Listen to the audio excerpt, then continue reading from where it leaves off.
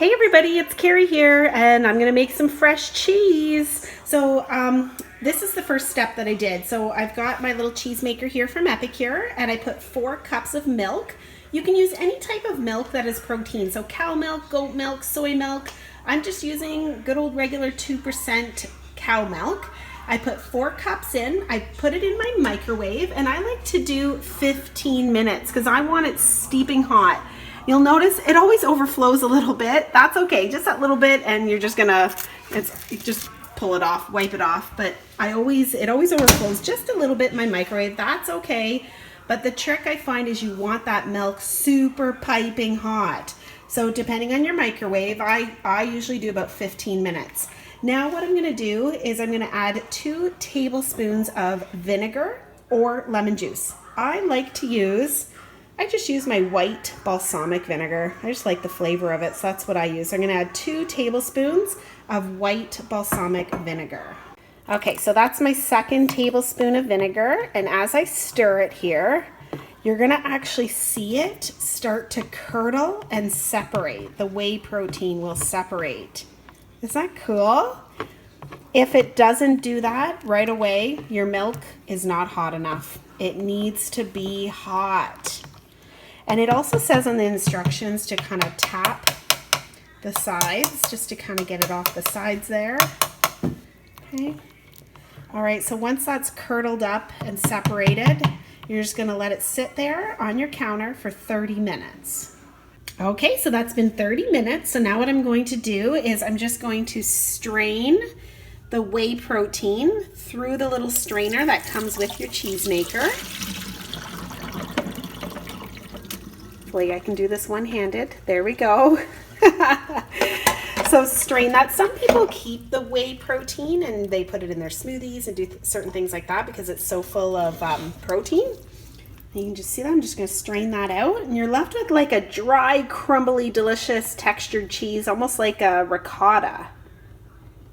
I'm just going to press down and get all of that liquid out of there.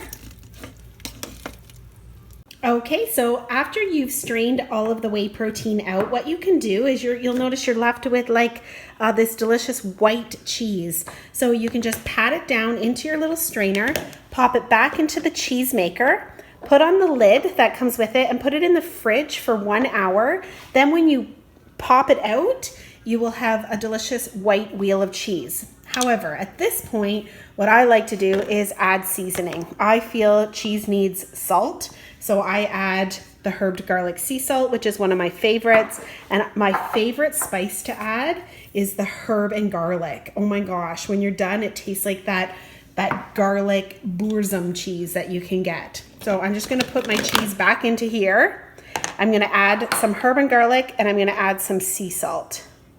Okay, so I've got that mixed in. I do about a ½ teaspoon of herb and garlic, and I do about 10 to 15 grinds of the herb and garlic sea salt.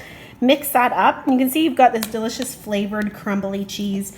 You can put it in the fridge just like that and have a crumbly spiced cheese to put on your eggs, your salads, whatever you would like. What I'm going to do now, though, is I'm going to make it into a wheel of cheese.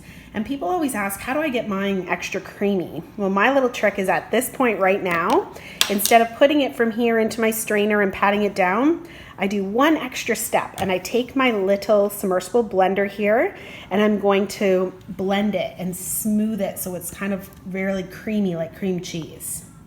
All right, so I just blended that up, and you can see how creamy and smooth it is now. Okay, so now I've patted it down into my little strainer here, all patted down. I'm gonna take that little strainer and I'm gonna put it back into the cheese maker here. I'm gonna put the lid on, and then I'm gonna put this in the fridge for 1 to 2 hours, and then my wheel of cheese will be complete. So what's really cool about this is you can actually make this up in the morning and have it ready for friends when they come at lunch. Make it up in the morning, have it ready for a dinner party. So simple and easy to make. Okay, everybody, so I just pulled my cheese out of the fridge. It's been, I think it's been 2 hours, so 1 to 2 hours. I usually just put it in and leave it until I'm ready. So there it is. What you do now is you're just going to give it a few taps. Sometimes it takes a few. Excuse the noise. There we go. Here we go. Look at that. Oh my gosh, it's like a wheel of Boursin cheese, but it's about twice the size. And it works out to be only about $2.50 to make a wheel of cheese. Best part, you can customize it. You could do the plain. This is a herbed garlic. You could do cheese and jalapeno, 3 onion. You could use one of our sweet mixes and do like a summerberry cheese. Oh my gosh, the ideas are totally endless. Homemade, fresh cheese with Epicure's cheese maker. Yum, yum. Time to enjoy.